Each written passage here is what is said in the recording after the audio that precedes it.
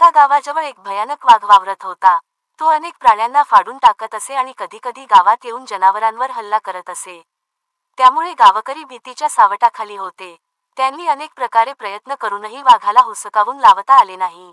शेवटी ते श्री स्वामी समर्थांच्या चरणी आले आणि मदतीसाठी विनवू लागले. स्वामी समर्थांनी शांतपणे ऐकून घेतले आणि गावकऱ्यांसोबत त्या जंगलात जाऊ लागले. लोकांना आश्चर्य वाटले की स्वामी समर्थांनी एका काठीशिवाय काहीही घेतले नव्हते. त्यांनी वाघाचा शोध घेतला आणि तो एका गुहेत आढळला. वाघ स्वामींना पाहून गरजत त्यांच्याकडे झेपावला. पण जसेच त्याने स्वामींकडे पाहिले तसेच त्याचे उग्र भाव मावळले आणि तो गप्प बसला. स्वामी समर्थांनी वाघाला प्रेमळ स्वरात हाक मारली, "अरे रे, इतका उग्र का होत आहेस? शांत हो, तुझा क्रोध शांत कर."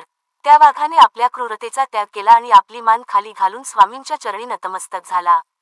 तो दिवस आणि पुढील काळात त्या वाघाने कधीही गावकऱ्यांना त्रास दिला नाही. लोकांनी ही कृपा पाहून स्वामी समर्थांना वंदन केले आणि त्यांची कीर्ती गावोगावी पसरू लागली.